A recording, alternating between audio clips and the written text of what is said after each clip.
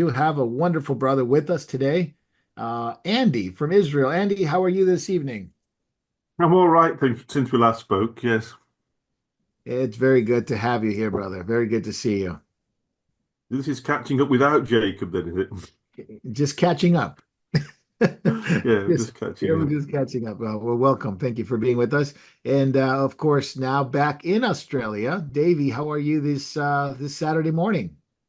Yeah, it seems good being back on a Saturday morning. However, I'm still a little jet lagged, but yeah, I do want to thank you guys for such a great time too in the US. You know, especially both you, Jay, and Marco, the fellowship there at Devore, and also for everyone we met at the conferences in Scotland and the UK. They were awesome. It was great to meet you all. And I will get back to replying to my emails. I got about 3 or 4 days worth. I'll get there. Uh, Well, great to be back, Davey. We miss you, and thanks for being with us during those 5 weeks that went incredibly fast. But we did quite a bit. 2 of those weeks were in the UK, so that was a lot of fun. Please send our love and fellowship to the believers, especially Ron, since he traveled with you and gone back. So hopefully he's doing well and recovering from any jet lag. So that's very good. And down not too far from my house. Jay, how are you this morning on a Friday, on a Black Friday, I suppose. I forgot that after Thanksgiving. I guess the world is shopping today, but we're not. We're here. How are you, Jay? Recovering from a Thanksgiving coma, a couple of those induced by turkey and stuffing, I'm sure. There is always well, that. There is always that. Yeah, you're probably in Thanksgiving. better state than the turkey. This is true. This is true. Well, welcome and welcome those who are watching live and those who will watch later. And right now, usually David Lister's with us today, but he's also in Florida doing a conference there along with Jacob. So that hopefully that's going well. And but we're here and we are glad to catch you on a Friday for the United States, for the UK and Europe. It's Friday evening. For Australia, New Zealand, it's the next day. But here in America, it's the day after Thanksgiving, and it's like Jay was talking about, it's a coma day. People are recovering. A lot of them are shopping. I guess it's supposed to be the biggest shopping day of the year, I suppose. And lots of sales, lots of things to do, and parking lots are filled, and people are angry because they can't get the new TV or the new deal on the TV and quite all kinds of stuff. But the world is in a difficult and perilous situation. We're going to talk about that, talking about that today. Just want to make sure we welcome those who are watching on YouTube and Facebook and Vimeo, and of course, memorialtv.org and RTN and Telegram and all these. Did I miss one? Rumble, of course, are one of our favorite ones that allows us to continue to broadcast. And if you have questions today for Andy, for Jay, for Davey, please put them in there, and we will be taking questions at the end. And was that all right, Andy? You'll take some questions. Hopefully, they're not in, something along the lines of when is a false prophet going to show up in Israel or something like that. But date Oh, I've setting. got plenty of those already. We don't need another one. Amen. And there's plenty of those. We'll be talking about that for sure. So I'm glad Andy's here because we can unravel some of these tikkun stuff going on in Israel. At the same time, the war's in perilous times. There's difficult times are in the world. Most people are shopping. Most people are shopping. The world is in a chaotic situation. But we're trying to make some understanding of it by going to the scriptures and figure out what the Lord has to say about these things. I think there's quite a bit to say about what's going on. Just to remind everyone, podcast schedule. You can go to memorial.org, look for our podcast. We're on Buzzsprouts, we're on iTunes, we're on Spotify, the major ones, and you can find quite a bit of stuff there. Also, want to remind everyone, since Andy's here, I always like to remind people about Andy's channel, not only on Oh, X, Twitter, and yeah, also more, on more on YouTube. X now because I'm trying to put the stuff up on X rather than YouTube, to be honest. Because well, X is free speech and YouTube is not. Anti, And yeah. Just That how is It's true. speaking anti, to code, be honest. it's like speaking in tongues. You speak in codes that people can understand. Yes. That's it. That's it. Andy, remind us of your X handle. I want to keep calling it Twitter. I grew up in that Well, era. it's Twitter just handle, X handle. you'll see me. Hang on, I'll see if I can find the appropriate.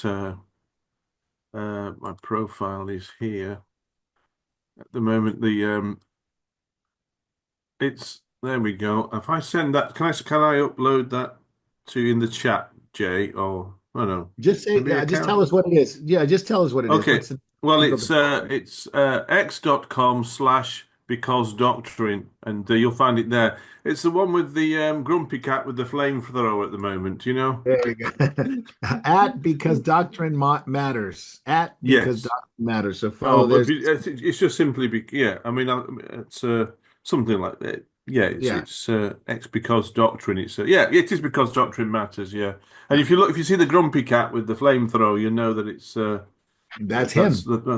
that's him. I That's change it every couple of weeks, but I identify with the with flamethrowing. the grumpiness and cats. Yeah, Yeah, the flamethrower. No, but it's got a great site. It's got some good stuff. I yeah. follow it. It's got some provocative things that you bring up and articles that you put up and some interesting images like that grumpy cat with the flamethrower. That's pretty fun. And it Yeah. makes us laugh and it makes us wonder and also it's very informative. So we appreciate your site Yeah, it's and only your small, but I mean, yeah. I'm trying to put stuff up every week if I can. That's right. Um, You can find Andy on Memorial Quarterly. He's got articles yes, there. yeah, I'm there sometimes, and also I think some stuff is also on the Moriel TV site, isn't it, as well? Yes, yes, it is. We have it on Memorial TV on YouTube. So there is some there. And you also have a YouTube channel you're not using it as much. You're Yes, I don't. I'm not putting my fresh stuff on there now because, well, I'm displeased with YouTube. I mean, apart from kitten videos, it's becoming more difficult to put anything up that's offensive. I mean, in the right way, you know. Yeah, that in between that and makeup tutorials, there's plenty of Yes, that. You very happy with kitty videos and makeup tutorials, and by the looks of it and the way the world's going, they're going to be loading up a lot more of those, and that's going to be the trend. While yes, the rest of the world going through. So I just want to remind everyone you can catching up with Jacob on podcast and on video. We're live now, but you can watch this episode later, and it'll be on podcast a little bit later, yes. and share it as well. So, with all that, anybody have any announcements before we get started? Just want to make sure we announced everything. Jay, I think we're good on the announcements, right? I think there was anything coming up that needed to be announced. Davey, do you have anything? Um, Only that I'll be getting the USB sticks out in the mail to those who have already Oh, ordered one on yes, Monday. Plus, if you do want to order one, just send me an email. You can use my personal email if you like, davyrosengreen@gmail.com, DAVYROSENGREEN@gmail.com.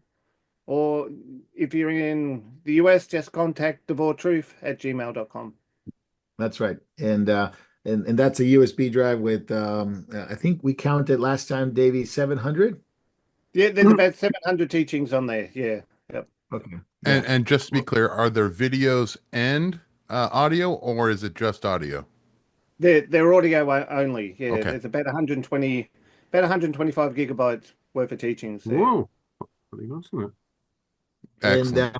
they're becoming more important as you see the trend towards censorship. We're talking about one of the censorship issues today, and you see some of the problems in Pakistan with the censorship of the internet taking it down. I think these things are going to be more important to have available Bible teaching available offline.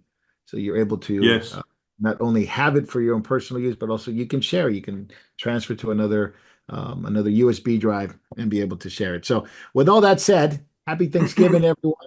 Let's get started on this Thanksgiving weekend. I'm catching up with Jacob. We're praying for him in Florida as he teaches there. And I think he's coming to California pretty soon next year, early on next year. So we got to keep him in prayer for that as well. So let's catch up. Andy, just want to start with you on on a fun, comical side of things, and this is lightheartedness before we get to the heavy stuff, did you see those videos of those women rage, screaming Oh on yes, yes. Michigan, I Lake did see those, Michigan? yeah. Yeah, protesting Trump, as it were. They're taking it out on the lake, and then they were going to go skinny dipping or something along that. That didn't happen, but they did rage and scream at Lake Michigan. Yeah. Actually, it's tragic, isn't it? Do you I mean, do you ever remember when we had elections and people didn't do that? That seems such It's a getting, long time. yes, you know, everything's becoming so much more polarized now. It is. You remember Um, the one that you sent me about the women in the forest that paid 2,500 oh, for 2,500 US dollars for a retreat to scream and bang sticks on the ground in the forest. yeah, Now I guess they're doing it for free on Lake yes, Michigan. yeah. It's certainly cheaper to do it, in the You guys what? have it all wrong. Really, they were calling to Ogopogo to come out of the Oh, lake and help them. That's what those screams were. Well, oh I man. guess it's me and my cartoony mindset, but all I can see is all these animals and birds and fish just kind of fleeing to try and get away, far, far away. If they want to have a really good scream and let it all out, you just want to scatter some Lego bricks on the floor and jump up and down on them. That'll make them scream. Ouch. Yeah, Ouch, for sure, for sure. And yeah, it is hard to imagine how the world has unraveled in such cases. And yeah.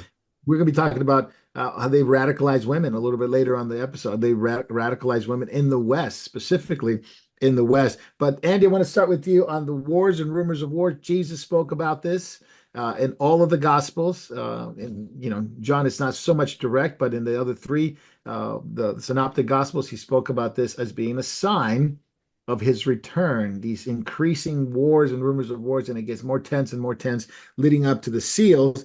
And this is, of course, today, uh, Trump working on a peace deal in the Ukraine-Russia war with Elon Musk, with Putin, with Zelensky, and I guess Oh, Zelensky Ukraine. Okay, yeah. yeah, Zelensky is becoming I guess the obstacle of peace. He's come out recently and said even Yes. if Trump doesn't support us, even if the U.S. doesn't want to give us any weapons, we must fight on against Russia. And of course, some of the NATO countries in Europe are saying doesn't matter what Trump says, we're going to go on and fight because the ultimate victory is Russia's defeat, and that's really what they want. So comment on that, Andy, and then we'll go to Davey and Jay. What? Actually, this is absolutely terrifying. Um, because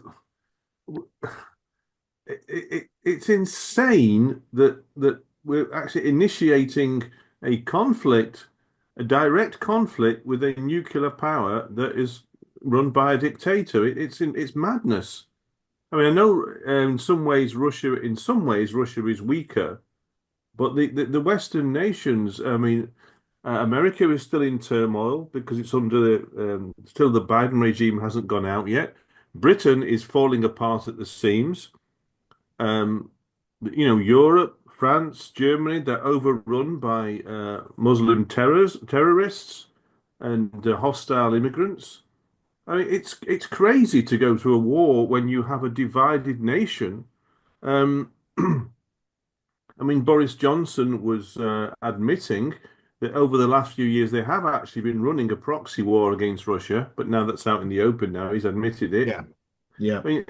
This is, but now they're thinking, oh no, let's just not bother with the proxy, let's just send our own troops in. This is crazy stuff. They don't even bother This is hiding. absolutely Yeah, they sorry, don't they're even not even bother. hiding it, yeah. Yeah, that's right. I mean, Eh, and you won't have a well-motivated army if if they don't feel they're fighting for they did this survey. You can see some of these surveys on YouTube or on X where they just asked young men in Britain, would you be willing to fight for Britain? And most of them said, not really, no. I mean, That's you've got unbelievable. to Yeah. feel that there's a national identity worth fighting for. And the way Britain is at the moment, multiculturalism and Marxism has so undermined it and rotted it from within that the sense of patriotism has disappeared almost. Yeah, there is no such thing as British patriotism. Consider It's racism gone. now in America Yeah. too. But the same people, Andy, that the same, the Brits fought World War One, World War Two. They fought against Hitler. Now that same population is demonized. They're Yes. demonized by women, Yeah. they're demonized by Islam. And so what is the incentive for them to go and fight for a Britain which they're being told you can't be a patriot? It's a bizarre Yes. it's a bizarre turn of events. It doesn't Yeah. even make sense to me. Yes. They'd have to conscript people forcibly, and Mhm. that doesn't go down very well. No, no. And now you've been out of the UK for some time, haven't you? You've been out Yeah, of the nearly UK. How 20 long has it years been? now. Yeah. 20 years.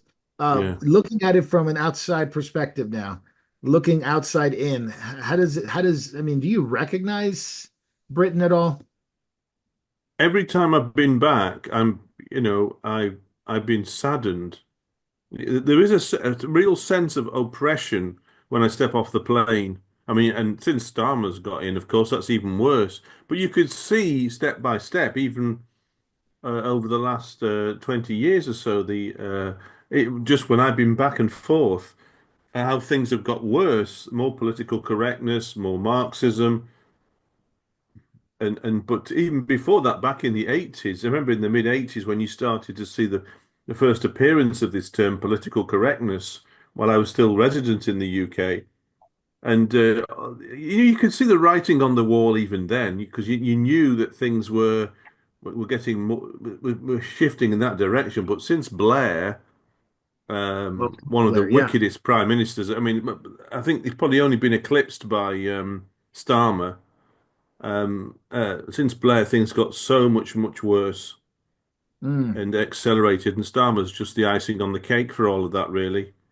Um, What do you but think about this peace deal? The peace deal with Trump and Elon Musk, which is an interesting character being involved in that, and Zelensky and Putin. Do you think something can come out of this? I mean, they're working day after day. I mean, there doesn't seem to be anything going on at this point, but they want to well, make it happen. I think if I think Putin does have some respect for Trump, that he doesn't have for Biden and the Biden regime, and I mean, I would hope that Putin really doesn't want to be involved in a multinational war and has got enough sense not to want that because it would be bad all round. It really would be very bad all round. And I hope that, maybe they can kind of hold off things and just keep the lid on things until Trump takes office. Yeah, I want to go And to then real maybe quick. things can pour some cold water on some things and cut Please. Zelensky's funding off, for example. Yeah, and that's what they've been threatened. They've been threatened with if you don't comply with this peace agreement, then we're going to cut off the funding. I'm going to go with Davey real quick. Davey, interesting things Putin said this week. He said the deep state's trying to fight this war, and they may assassinate Trump again, trying to assassinate him again. He came out and said that this is a deep state war. Not that you trust Putin anyway, but I don't think he's wrong in this regard. They're trying to stop any kind of peace agreement, even if it takes another president being killed. Yeah, look, yeah, I totally agree, and I I don't see that being off the table. Look, they'll do anything they can to keep power and to prevent Trump from taking office, and they don't care who they're going to hurt or what damage they're going to do in the meantime. It's kind of like if it means creating a war, they'll create a war. They're not going to care. Um, yeah, it's mind blowing, but these people are absolute evil. Yes. The fact that they're in charge, it's just a bizarre thing. How do these guys get in there, right? Jay, I'm going to go to you. Peace through strength is Trump's policy. He just picked a very respected colonel, I guess you could say, Mr. Keith Kellogg, and who was retired. They brought him out to be a special envoy with this Ukraine-Russia situation and trying to bring some kind of peace deal. He's a tough guy. He's a peace through strength. He says we would not be in this situation if we would apply the same principles that we applied in 2016 to what's going on today in Israel, to what's going on today in Ukraine. Any thoughts on whether that or not this general or even peace through strength is going to come away and give us, I guess, a reprieve into these wars and rumors of wars we hear today? It will completely depend on what is being offered in this package. I think that any peace talks without making some kind of concession that Zelensky has to reinstate elections and run for office, unless we Mm. remove him and actually have regime change in Ukraine, I think any peace talks or any peace that we can expect is kind of it's going to go nowhere. You have to get rid of Zelensky is a cancer. Yeah, I want to stay with you, Jay, real quick. Remember, he ran as a peace candidate, and most people forget that. After the regime change in 2014, with Victoria Nuland and Biden and McCain and all that, what they did was absolutely terrible. A sitting president they were trying to oust in a coup, and so Zelensky ran as a peace candidate, but no longer he gets in there, and he absolutely goes into war hawk mode. Mm. Now, granted. There was Boris Johnson, there was Biden, there was even the Republican guys, Lindsey Graham, pushing this along, NATO pushing it along. And now we've gone to the point of preemptive first strike is what NATO wants. Precision preemptive first strike, not allowing Russia to do the first strike, but they want to do it now. This is insane. They, in their deluded Romans 1 mind, they feel that they have the advantage just because they have the EU and the United States willing to fire at the same that it will never be able to take out all of the capabilities of Russia. It is what was in the 80s the doctrine of MAD, mutual Yeah. assured destruction. And we're still in that phase. We still do not have a viable way to stop missiles being lobbed everywhere. So Yeah. unfortunately, Yeah. Zelensky's poking the bear, and the United States is giving him the stick, and Oh, the that's a West is egging him on. See if you can poke him there. This a great way of putting it, by the way, because this is NATO's. I'm going to go back to Andy. Andy, real quick. NATO ready to deploy 100,000 troops to Ukraine as peacekeepers. First strike. They want to hold their first preemptive strike policy, and Russia's not very happy with this, as you can tell. It says we warned you. Says the diplomat at the UN this week. You made your choice. Speaking to the West. Germany's working on bunkers. Serbia's working on bunkers. Switzerland, Sweden, Finland, mentioned Serbia already. They're all working on bunkers, telling its citizens, prepare, get close to a bunker, get some food, get some supplies. This does not look like, I mean, it might be a last minute peace deal, but it's all looking like it's heading toward war. Yeah, I mean, if they're saying, get near a bunker, they don't mean regular explosives here, do they? No, We're no, talking nuclear armaments. That's just yes, mad. You know, I mean, what part of the one of the problems with this whole scenario is that Putin did actually say that he did not that trying to get Ukraine into NATO was a red line. So right, putting right. NATO forces into the Ukraine is de facto saying that, in the sense that Ukraine is now part of NATO. Yeah, I It's mean, this like was it's like Kamala it's like Harris. Yeah, Kamala Harris said it this is would be this is great to have crazy you. stuff. Yeah, and can you imagine? I mean, there is, and we've talked about it here and catching up for quite some time since the war started 22. Nobody talks peace, Andy. Nobody talks peace. The only one, like him or not, has been Trump. And at least he's Yes. willing to sit down and say, let's work this out. Nobody else seems to be, maybe behind closed doors they're kind of talking about it, but what it seems like, it's all for war, and very few people Well, want any kind of peace. Marco, if I may, the Yeah. people who are pushing for this war, we have to understand there's an ideology behind it. All of them are students of the WEF who Mm. all believe that the world is overpopulated. So how do you solve an overpopulation problem? War is a very War, quick solution. Yeah. called culling the masses. That's what the left wing woke agenda is. Get rid of the population that can take us out of power. They want a power base that's permanent. So how do you do that? How do you secure that you have a majority forever? Make sure only your followers survive. Ugh. And they do have that mentality, Jay, and you're absolutely right. It is sort of Elysium, that movie mentality where they get Yes. to escape Earth and they go to another place, and they said we're just going to survive. The survivors are going to be the elite, the powerful one are going to be the one populate the new Earth. I did want to quote this. I thought it wasn't about this war, but it was Thomas Sowell, an American economist, one of the most brilliant economists that the U.S. has ever had.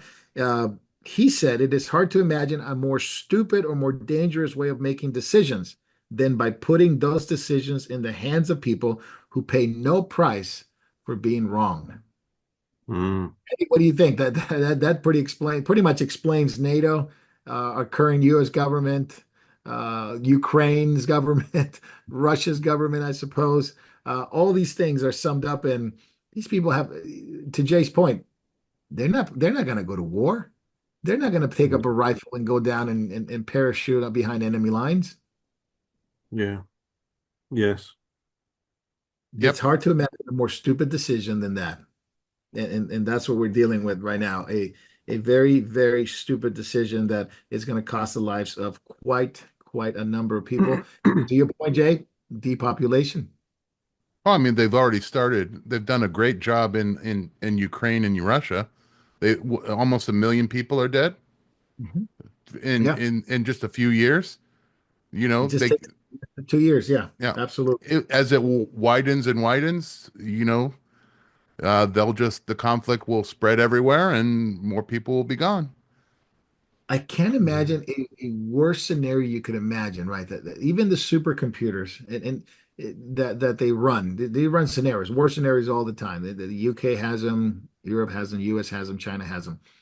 And every time the scenario is you start one nuclear war, you have an all-out nuclear war from Ukraine to Russia to Israel to Iran to North Korea, the Korean Peninsula with China, Japan, obviously the U.S. being involved on probably a multiple front war, Pakistan, India. It is just not one. It is a multiplicity of nuclear war. And perhaps, our generation never grew up with that danger. When we talked to Mm. Jacob, we talked about like the 60s and 70s and what happened there and the Cold War and that mentality of like, man, it could be anytime, 63, the Cuban Missile Crisis. Now we're here again, probably at the very edge. But the world seems to be, that old movie, the band played on. Hmm. People are going and shopping like nothing is happening in the world. Is that, David, we'll go to you. Is that quite shocking that perhaps even talking about this will be considered like, what are you guys alarmist? What are you guys talking about? Fear mongering people? I don't think we are. I don't think we even, scratch the surface on what's really going on. But Davey, why your take on why the mentality? The people don't want to think about it? I think some Well, of that is it, yeah. I think that's one of the things that first shocked me when I first got back to, Australia. It's kind of like there were a number of things, but we stopped at a supermarket just on the way home, so it was kind of like noticing a few price rises and things like that that had gone on since we'd been away over the 5 weeks. But people's added mindsets and attitudes, it's kind of like, yeah, people were shopping like crazy still, but and most people are just oblivious to what's going on in the world around them. Even with the bills that were getting rammed through Parliament here, most of them are just ignorant to it. I did stomach our, what do you call it, mainstream news last night. That was what would you call it? An endurance test and a half. But just our news is still just fear mongering. It's still trivial. Uh, no, no talk about what's really going on in the world. So Wow.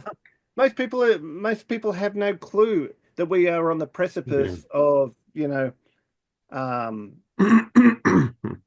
digital prison, uh, wide-scale nuclear war on many fronts, not just on one front, because it's kind of like they'll be like dominoes. You're going to have Right. North Korea, you're going to have China, you're going to have Iran. They're all going to jump in on this. It's kind of like one goes, they're all going to go.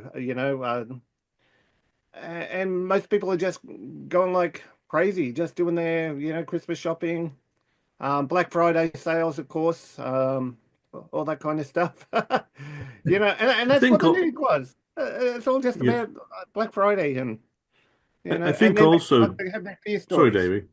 Yep. I think also many people just feel completely powerless to do anything to stop it.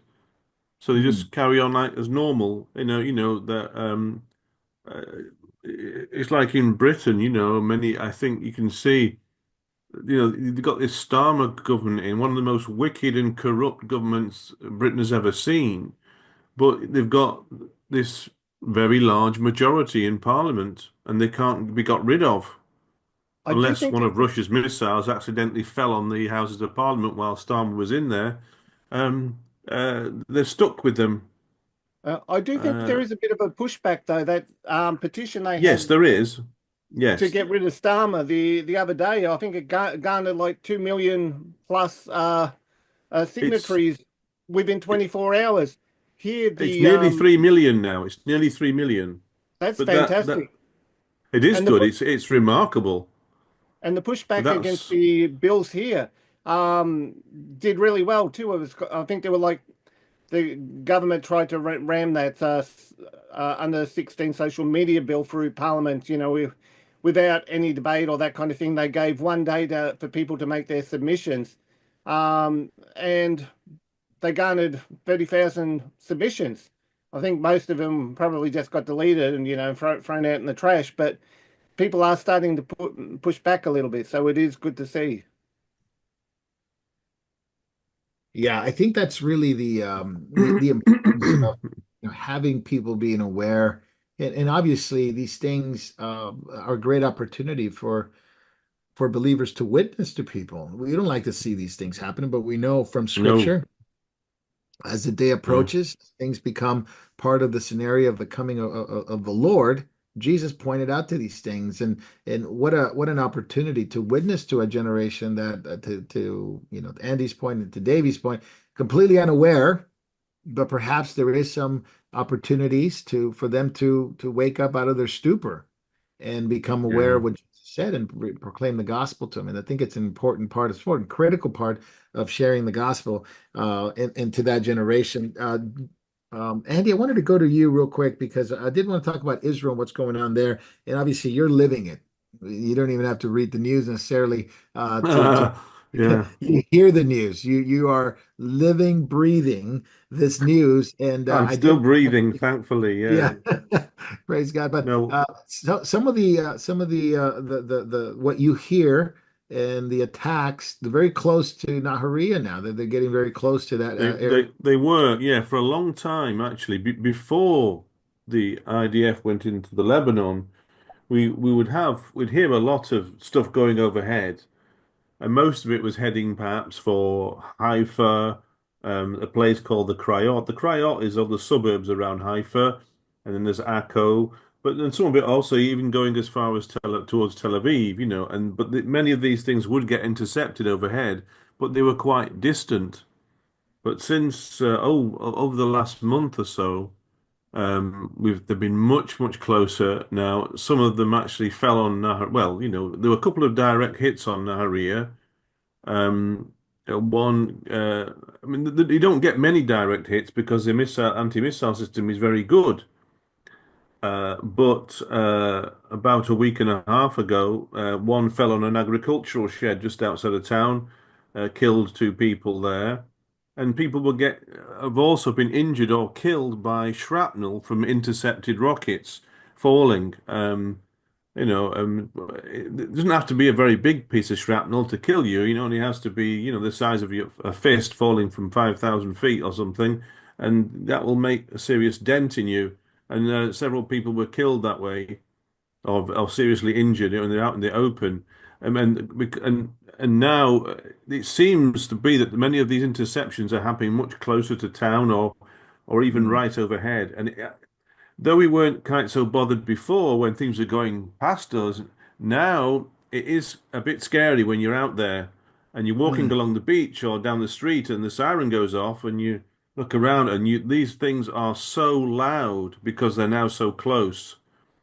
That mm. whereas before I was getting a bit blasé about it, when a few people got injured or killed around town, I thought maybe I'll just go and stand under that balcony over there just in case anything falls, because you can see how close these are, and it really is quite frightening, and It is. it's I not can't pleasant at imagine. all. Yeah, I think for most Americans here, we can't imagine being in a war zone like this, and this is part of your everyday life. Yeah, without that anti-missile system, it would be really, really terrifying because you know these things would be coming down. And it's not just shrapnel, it would be, explosions in the street. The place got shot up quite badly in 2006. There were, a lot of buildings had to be repaired because they got hit by Katyusha rockets. And the rockets they have now are bigger and more powerful. And they can do more damage. Well, you can see some of their footage on X. How homes that have been hit with the whole rooms have been devastated throughout the apartment, and cars burning in the street outside, and all kinds of stuff. You know, Andy, tell me a little bit about this ceasefire that Trump and then Biden took credit for it. It was sort of a mess. Trump negotiated, Biden takes credit for it. Ceasefires, where I think it's day three now. I think it's today's yeah, day and three. it's quiet now. It's wonderfully quiet now. We really haven't missed being rocketed at all. Yeah, But I wouldn't hold out that this would last very long because you can trust the Hezbollah about as much as you can trust Hamas. mm, They're cut from the same cloth. Their goal is to exterminate Jews, wipe out Israel completely from existence, and so, and the Muslims, they use taqiyya, that doctrine of deceit, where they're allowed to lie to non-Muslims. So, and I mm, think basically Donald Trump threatened them and told them what they're going to get if they misbehave. But I wouldn't hold my breath on this ceasefire lasting for too long. We've got to mm. finish the job in Lebanon, I think, clean it up, and maybe Lebanon will become a viable country again. I don't know. Yeah, Without Hezbollah, they've got a chance. yeah. I think if Lebanon wants to ever have a future, Hezbollah has to be removed. Oh The yeah, same yeah, Hamas, Hamas in yeah, Gaza. Andy, you remember? I don't know where you were when Israel forced Israeli citizens from Gaza, yeah. all the We greenhouses hadn't that made they had. Aliyah then, but I mean Okay. that was disgusting. That was an absolute, incredibly stupid thing to do to give them. I mean, you saw what they did afterwards when all those that lovely agricultural area and Oh, greenhouses and everything were left it was behind, and they beautiful gardens, crops, yes, yeah. houses.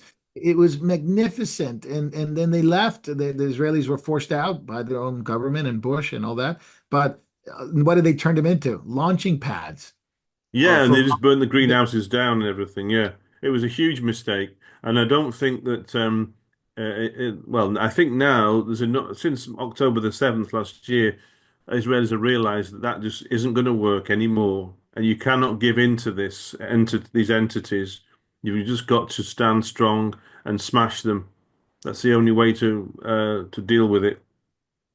So, reiterate the point. I think if people really want to free Gaza, because you hear it here, you hear it in America, you hear it in England, you hear it in Western Europe, free Palestine. You know how to get rid of free, to find free Palestine, to really accomplish that, get rid of Hamas, free Palestine. Absolutely. Yeah, Eradicate it and its ideology from the population. That might take generations because of all correct. the damage that the UNRWA have done with Yeah. their educational system, which has just been a factory for producing little terrorists. Have you seen those books? You've seen copies of those books that I've line of seen what some of them, actually. but I've seen Yeah. what the school system looks like out there, Oh, you know. I mean, it puts Nazism to shame. I mean, they're Yes, so actually, yeah, great. because they start on the kids a lot younger. Yeah. Yeah. It's funded. It's funded by the UN, taxpayer money, US, all that. It goes Yes. right into Yeah. that ideology, and Yeah. it The is UN it. itself is in effect a terrorist organization. It's Yeah, become that anyway. It may yeah, not have started that way, but it's gone that way. And yeah. now UNRWA. it's yeah.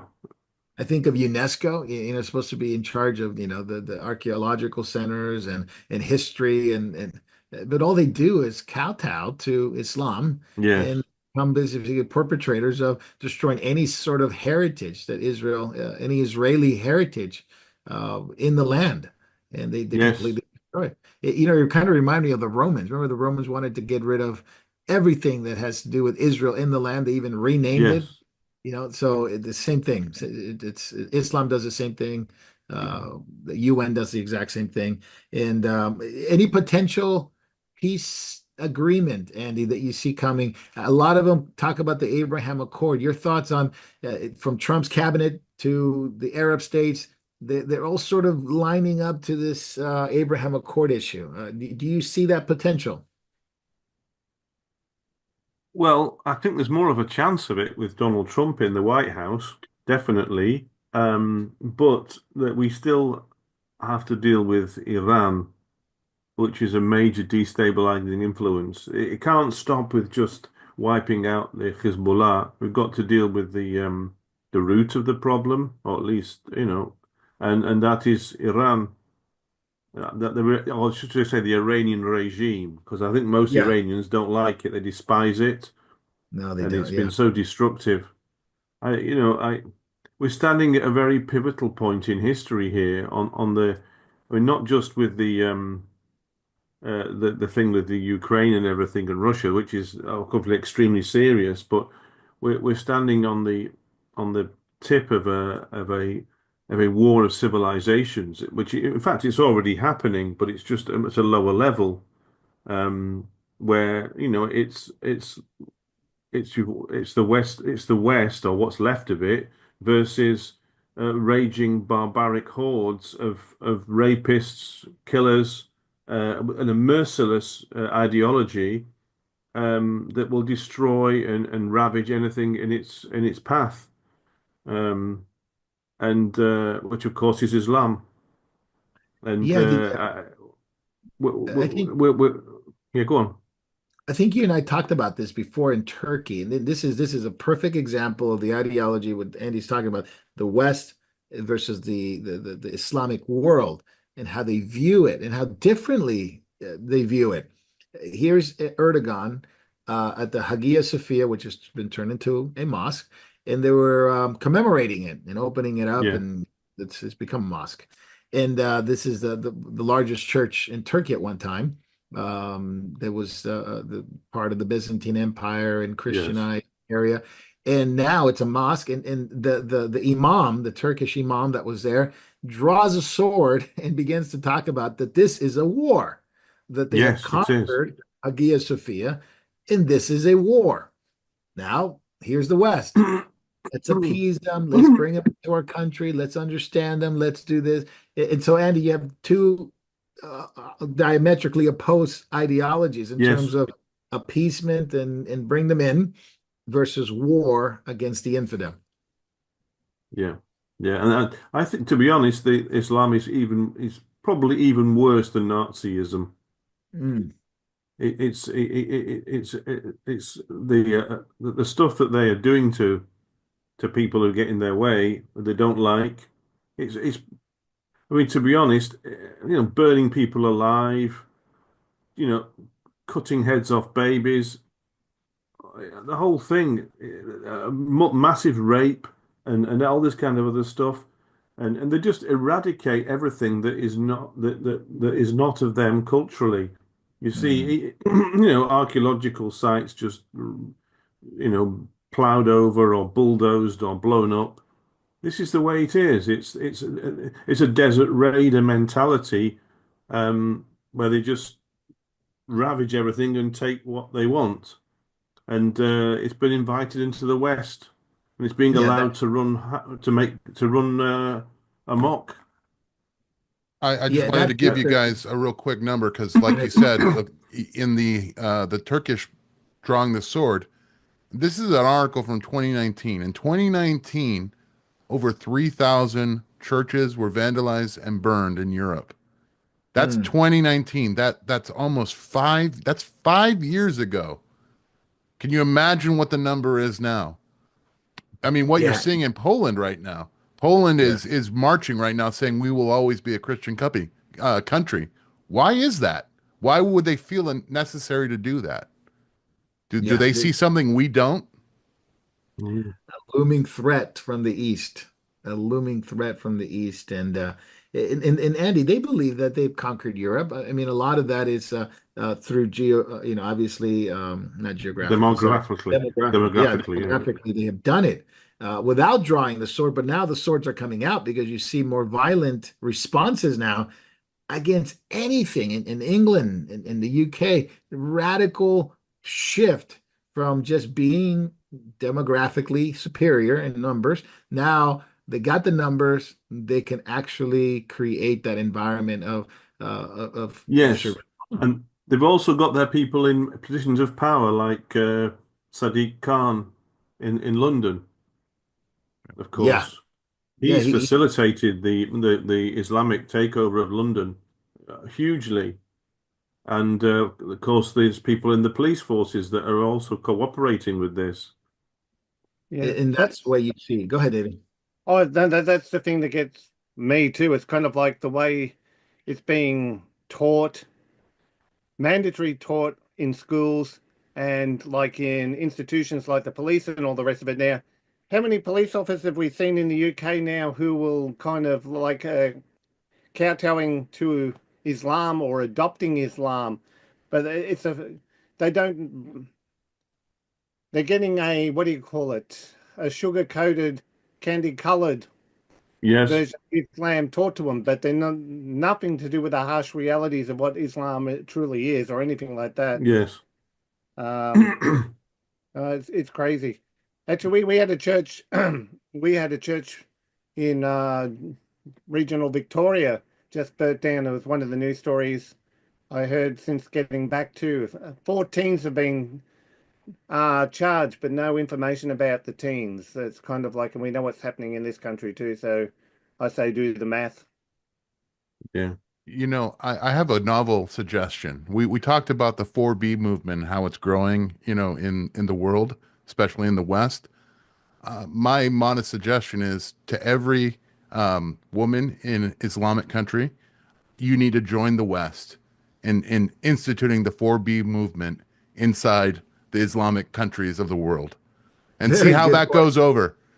Yeah. yeah, Very good point. No, let's see what happens with feminism in the Islamic countries and joining the 4B movement. You're absolutely right.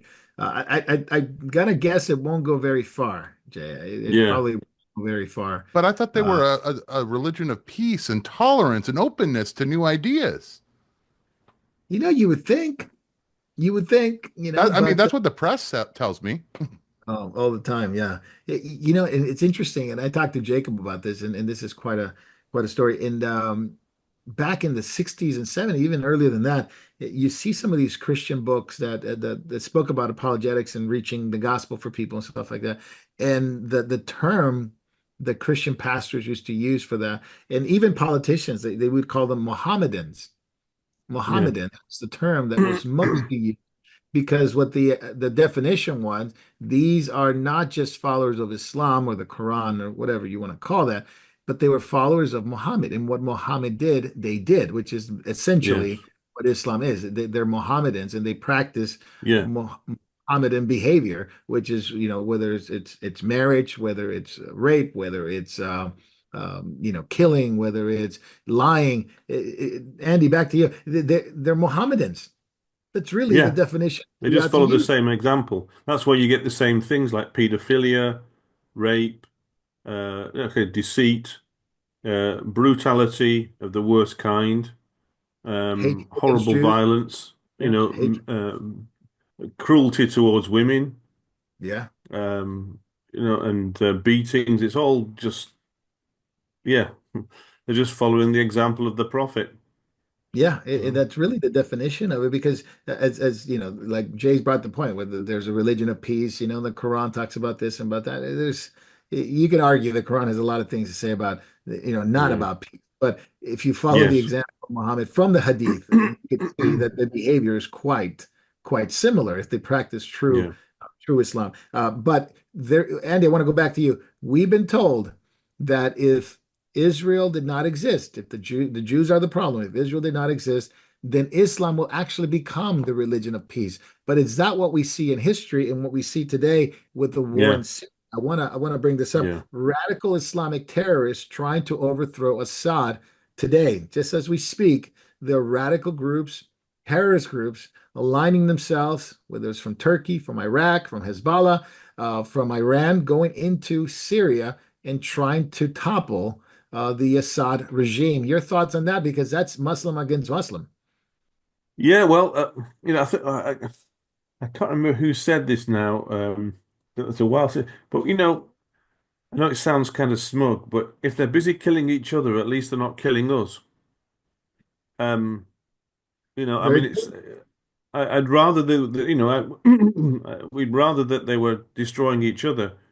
It's when they all get together and you know, and They're actually common make up enemy. between themselves. Yeah, kiss and make up. Then they're dangerous.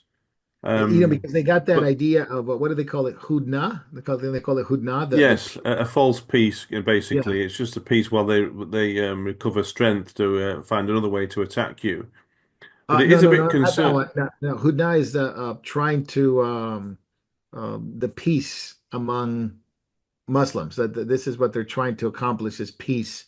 That the ultimate peace is Islam coming together. That's that exists already. Hudna, peace with Muslim world. But I don't see it, Andy.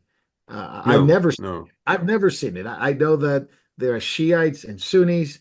I know Iraqis and Iranians. I know they don't like people from Bahrain. I know they don't like people from Saudi Arabia. And so it is the prophecy of the book of Genesis, isn't it? That it Yes, will be sword. It will be the sword not only of Ishmael but of Esau against each other. yes, yes. The only reason I think that they've well, it's one good reason why, I mean, I think that is of the Lord that they're more busy destroying each other most of the time, and that's been a blessing for the world actually. In a sense, it's kept them from becoming too dominant. Um, you know, but it is concerning that well, if the look, the Assad regime is horrible, it's evil, it's cruel. But the thought, I mean, but to be honest, ISIS is probably even worse. Hmm. If ISIS-like forces take control over the Syria, then we've got another problem. And you've seen that video that we watched earlier of they're letting the prisoners out. Yeah, These radical terrorists yes, are being let out by these other terrorists, rebel groups who are going into the prisons and letting them out. So now you have what Assad had trying to keep them under control through a very harsh regime toward them. Because remember the Alawites, the Assad regime is Alawite, and then they yeah, have the Sunnis. Now you got Shiites and Turkish and all kinds of different sects going in there. ISIS, which is you got to thank Obama for that. They're letting them go. Where are these guys going to yes. go? Yeah, I think I remarked at the time, joking. Well, not actually joking. It's not really. It's probably half serious. In another 2 weeks, they'll be on a rubber boat across the channel. More That new is no joke. immigrants for the Yeah, UK, and that and of the danger. Look, I think they must be bad if they're in a Syrian prison. You know, yeah. Assad is not messing if around with they're them. Islamic extremists and they're in a Syrian prison, they must be bad. I mean, they Yeah. probably are scraping the bottom of the scum barrel. Oh I man. And mean, David, I'm going to go to you. I think maybe the roughest might even be used as maybe like Russian mercenaries hired to Yeah. do the dirty work. Yeah. yeah, That is true. David, I'm going to go to you. Syria has supported Hamas, Hezbollah, obviously Al-Aqsa Brigade. They've supported a lot of terrorist organizations in the past against Israel. They've come against Israel. Now it seems like they're eating each other. Now Hamas and Hezbollah and the Houthis, and it's all out war to try to destroy Syria. Why do you think they're going after Syria? Is it because of the entryway to the Golan Heights? Hmm. Good question, actually. That could be, that would make sense. That would make sense. Yep. Yeah, and I don't know exactly if I mean I know they've tried to topple the Assad regime in the past, and Russia has come to their aid in the past, and I know Obama has tried to take him down before, and I don't know if it's the oil pipelines. I don't know if it's just a time to change Assad because he hasn't been as harsh with Israel as maybe they could be. I don't know. There's a lot of reasons for that, but they're eating each other. That's really at the bottom line. They're eating each other, and Well, well and they're going truly. to Damascus. Go ahead. Actually, I think it was you Well, who mentioned earlier, Andy, about uh Russian jets going over Syria. no, it wasn't me, no. No, it wasn't you? Okay. No, But if they okay. are eating each other, all we should say is bon appetit. You know, Yeah, it Yep. is. It is. Yeah. let them just keep on destroying each other. Wonderful. Yeah, the Yep. cities that if somebody wants to look that up, of course, if they're watching this, they can look at what's going on in Sarakib and Aleppo, and of course Damascus, which is always reminds me of the prophecy of Isaiah of what will happen to that city. They'll stop from being a city. But Aleppo is one of the oldest cities in the world, not the oldest, but one of the oldest, and it's very near Mosul, and obviously very near to where the Assyrian Empire used to be. And a lot of stuff, a lot of biblical stuff has happened in Syria, and perhaps something else worse is I think, coming into that area. isn't it Aleppo a port city as well? I I thought it believe was. so. If you look it up, yeah, if you can look it up on the map, that would be I'm interesting. But sure many, many years ago, and maybe there appears to be a twofold, the going after Syria because of the access to the Golan Heights, which they claim it's theirs. Andy, they claim it's theirs. uh, And of course, it's been a battle there. It's been a battle there. In the recent week, Israel has fortified some of their positions because they know something is coming. They've been warning about this coming, even to the Assyrian government, to the Syrian government, I should say. They warned them about it because they were arming rebel groups already. And of course, we know Obama did that. Hillary did that for some time. They armed these military rebellious groups, it's just terrorist groups, and now as trying to normalize relationship with terrorists, they're now eating each other. And well, the other one that I wanted to bring up was Pakistan, and this is a more of an interesting one because of the nuclear capabilities of Pakistan. We really don't know what's going on in Pakistan because the internet has been blacked it's out. gone out. They took it out, and they're trying to suppress the protests. They're trying to free Imran Khan, the former prime minister. And it's a big uproar going on in Pakistan today. And Andy, I want to go back to you. Disrupting the access to the internet obviously causes no news to come out. We don't know what's on the ground floor, but we do know that Pakistan is definitely anti-Israel, pro-Islamic with nuclear Oh weapons. yeah, yes. It's not very happy, is it? That not a happy thing at all.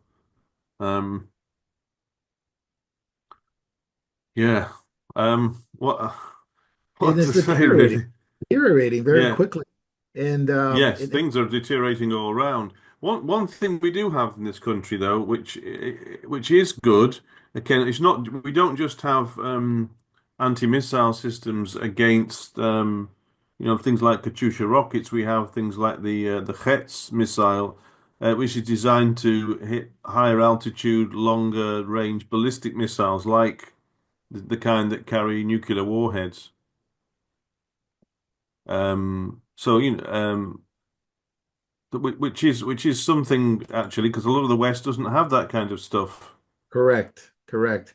Andy, which is actually have which is you? actually seriously concerning actually because go on, sorry, Mark, you were saying something. Yeah, I wanted to ask you about the ICC and Benjamin Netanyahu and the responses from the nations. You've seen the U.S. saying, "No way, ICC, you guys have a problem, and we're going to rectify when Trump gets back in." Argentina says, "No way, you're not going to arrest Netanyahu." France recently joined that, and Greece Yes, joined and that. Greece, yeah, Not going to do that. But other nations, including the UK, David Lammy says yeah. we'll apprehend him. Justin Trudeau will uphold ICC laws. David, I think it was Penny Wong who says we're going to hold up ICC laws and allow the criminal courts to uphold global law and arrest Prime Minister Netanyahu. But Yes. yeah, Yep. that happened, right? Okay, I just want to make sure I had that right. Andy, what do you think? The ICC, I mean, they hold no water, but I guess people are supporting it because of the hatred of Israel. Yeah, basically, yeah. And David Lammy is Well, the UK government, current government, is a joke anyway. But David Lammy really is one of the punchlines. You know, Mm. he's completely useless, incompetent, blithering idiot. I mean, like, he was mouthing off against Donald Trump, even a few Mm. years ago. Dreadful things. I don't think he's going to last long as Foreign Secretary. Not once Donald Trump gets into office. I think David Lammy will be heading out the door because there's no Oh, way. And not a moment really, too the soon. international law is really only made, you know, um, is only made by the strong, isn't it? This is the way it works. The stronger nations dictate what really happens. So the ICC is a useless bunch of idiots, and it's pathetic, toothless thing. It only has force if there are nations strong enough to enforce its rulings. And the US really will be the one that decides most of it. So I think those arrest warrants will fall apart very quickly after, is it 20th of January, is it, I think?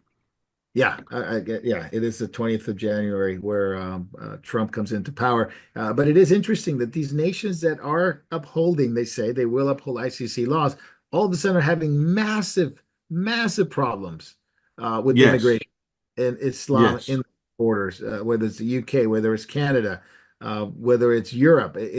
It's again one of those things where it's like if they're coming against Israel unjustly and coming against them in that way, then it's almost a judgment that falls under our own head from like Obadiah yes, 1:15 that these countries yes. feel the effect of what they've done. And I want to go back to that famous picture of the National Geographic from 2019, the magazine. It's called The New Europeans. And then you and I watched the picture, or we looked at the picture, how waves of immigrants are reshaping the continent. The average European family does not look like 1960. Blonde hair, blue Mm. eyes, light complexion. It is jihad. It is the what do they call it? The women's garb, the Hijab. hijab. The hijab. Yeah, it is obviously turbans. It is. They look nothing like in any European Mm. population in the 60s and 50s. These are the new Europeans, and they are reshaping the continent. And the funny one was, of course, the Irish family supposedly, Oh, and yes. that want to be taken Yeah. into. They want to go back to Ireland. They said, but you look at them, and I've never seen Irish people looking this way. But they want to leave Lebanon because of what's going on with Hezbollah there, and it's an Irish family. Now we're being told that this is an Irish family. They're not really an Irish family. We're being told that this is an Irish family because of the Mm. reshaping of the continent. In your time, obviously, there, Andy, and your time now away from the continent there,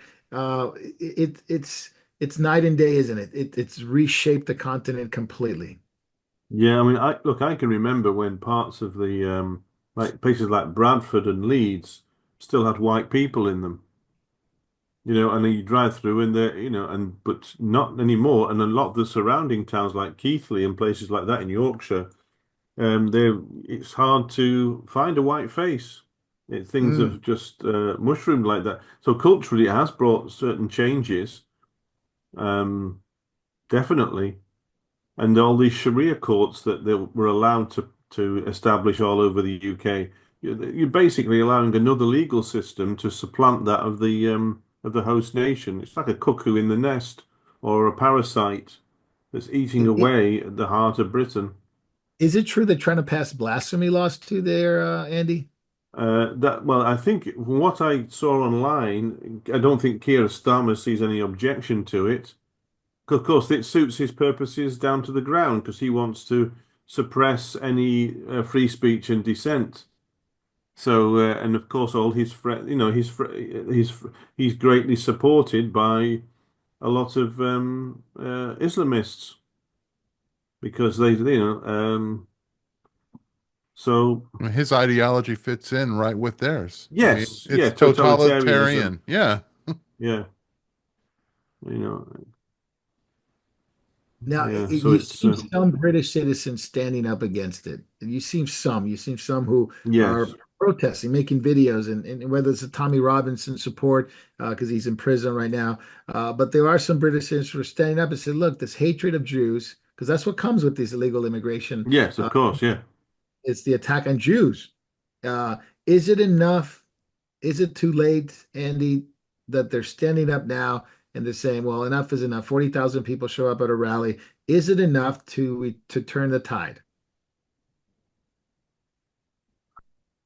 I don't, not at the moment anyway. I think you'd have to see a much larger movement of amongst the native British population, I think, than there is. I mean, it's good what, so far so good, but it has to be really, really huge.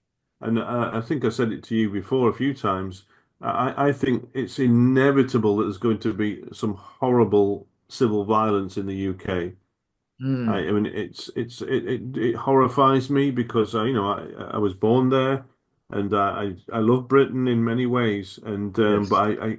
I can't see this situation going away, and without a terrible struggle, it may never go away. It might just be that there can become some kind of uneasy truce. But the Muslim population, the invading population, has basically said they want to destroy everything that's not them and take over and Hmm. impose Sharia. So it'll be there's so many of them now in the UK that I'm not sure you can reverse the tide. And also because the UK is so weak culturally, Hmm. and has become anti-Christian largely, um, in its laws and culture in so many areas that there's not enough. I don't think there's national will and strength enough to deal with this. Now, You know, they've and, signed and, a petition, the 3 million people that have signed this petition against Starmer, right? He said he just came out this week and said he doesn't care. He said, "Well, yes, people didn't vote for me. That doesn't really matter. It's just the way it is." He doesn't care if he signed a petition. He's not going to call an election. He wants to arrest. I don't know if he's going to be able to do that. Those who signed a petition, but he's a fascist completely and he's yeah. not going to call an election. Now, most people think that maybe by July 4th of 2025, there may be a snap election again, just like what happened with the previous prime minister. Do you think any chance, Andy, that could happen? Well, I don't something really really huge would have to happen. I think for that to uh, that for a snap election to occur because I mean look still got a huge majority in Parliament, so he Mm, feels very secure to enact all his obnoxious little ideas and trample all over the rights of Britons.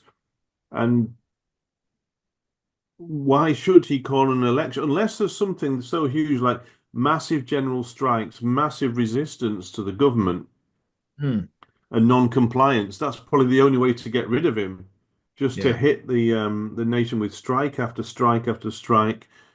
Don't pay your taxes. Don't cooperate with the police or law enforcement. And all these kind of things. Just withdraw your cooperation as citizens. That happened with enough people doing that. It ground the country to a halt. Um, and make it impossible for Starmer and his goons to rule. Then that might tip the balance. But that would be hugely painful for the country as well, yeah, yeah. because It'll come with a lot of of course, pain. if goods and services grind to a halt, of course, who will suffer mostly? Probably the elderly and things like that, and that it would be very, very hard, and people would be, would lose their livelihoods and all kinds of stuff. Yeah, we need it. And Britain's already teetering on the edge. The economy is tanked, Yeah, it is. and smart money is also leaving Britain, I think. Right. More of It's the been. better educated people who can afford to do so are getting out of there because they can see the writing on the wall. And I hate to say this, I don't take any pleasure in this at all. It upsets me terribly to see Britain in this way. Andy, I did want to bring this up, and we talked about it earlier. We're going to address it. The radicalization of women in the West. Most of these topics that we're dealing with, whether it's immigration, whether it's depopulation or demographic implosion, whether it's allowing migrants to continue free Palestine and illegal immigration against the Jews, the what would you call anti-Semitism against the Jews, radicalization of women in the West. It's at the epicenter of this. And I want to bring this up, and we can talk about it with all three of us, all four of us here, whether it's the UK, whether it's Australia, whether it's the US, whether it's Europe. It's at the forefront of this protest or basically kowtowing to all these evil things happening in the West. It's a movement of women who say, the problem is men. The problem is Christianity. The problem is the patriarchy. How is this radicalization of women? How did this happen, Andy? If you can kind of think about it for a minute, and we'll talk about it. But also the Jay and Davy, how Hmm. did it happen? Where did it, in your ideas, how did it come from, and why is it women being targeted? Hmm. Well, I can think of a few things, but you want to intervene, Davy? Well, the first thing that when you just phrase the question like that, well, how did Satan get to Adam? He got to Adam through Eve. It's kind of like that's why you got to get to the Hmm. women, and the women are very easily they're more emotionally manipulated. So you notice all these pleas and appeals, they're kind of like devoid of any real reasoning. People aren't thinking critically. So it's always this emotional appeal. So the ones they get on board are the women who can be emotionally manipulated. They're promised power, that kind of, oh, you can, again, the same as what happened in the Garden of Eden. You can usurp the role of your husband and that kind of thing. And the other ones that get easily influenced the weak, effeminate men, the ones who are not standing up. So, but that's why they go for the women first, because you can manipulate them easy. Just play on their emotions. Oh, the poor Palestinians. The kids suffering in Gaza. And it turns out to be a rag doll or something like that. Not look. They always do this emotional appeal, and that's why you get the women on board that way. And then they probably I'm sorry, I'm going to get in trouble if I say this. Or probably already in trouble, so what the heck, eh? But yeah, then they'll nag their husbands because the women are wearing the pants half the time, so they'll rag on their husbands and that kind of thing and grate on them, rail on them. Never mind that what Proverbs sort of says about it's better to be dwell on the corner of a rooftop than to be with With a a nag. nagging woman, yeah. Oh, yeah. Now I'm Yeah. really in trouble. I'll hand it over to you. Yeah, Yes. it's basically the subversion of the West through radical feminism. Jay, Yes. go. Yeah. Yeah. The subversion of the West through radical feminism. Most people, and there are some good articles, I think that they have a point. It's the Me Too movement was a big part of that. You know, there's a weird there's a weird dichotomy inside the West. On one hand, women are portrayed as entrepreneurs and as, feminists if they do OnlyFans and make millions of dollars. But at the same time, they complain about being objectified. Hmm. There, our society has such a buffet of decadence in this from the same ideology. On one side, you can objectify women. On the other side, a woman's powerful when she's objectified, when she's using her sexual prowess or denying the sexual prowess. You know, the values that really built the West were based upon family values. A woman is at her most excellent position when she's a mother, when she's seeing to the raising of the next generation. To Davy's point, yes, Satan attacks the woman not only to subvert the man, but think about all the women who go into the profession of education, and think about how women are subverting generation after generation in the West. That is the most sinister thing that is going on today, is women have been, like you said, used feminism to completely destroy the nuclear family. Yeah, and Yeah. it's weaponized to such degree. It's either made men feminine, like the idea of feminine men, or it has pushed back men completely that they don't want anything to do with marriage, having children with women. You see the 4B movement with women saying we're not going to have sex with men, we're going to divorce our husbands, we're not going to, have any children with men. I don't think that's possible. I think these people are absolutely engaged in sexual activity. I think it's going to be impossible for them to do it. They say they're going to turn lesbians, whatever. But it is a pushback, and men are going, I'm not even going there with women. And so it is a Yeah. chasm in society. Andy, go back to you. It's a chasm in society, a demographic implosion, because men are saying, Yes. abandon ship. We don't want to get married to these women. Yeah. All of this, actually, I mean, though certainly feminism has propelled this forward, all of this, like I think David mentioned it, really goes right back to the garden, and where when and Eve fell, it damaged very seriously the relationships between them, between men and women. Because, on the one hand, God said, the part of the judgment on it that happened to them was that one, that Eve's desire would be towards her husband. That's Now, right. that's not necessarily in a sexual sense, but in the desire to manipulate and control.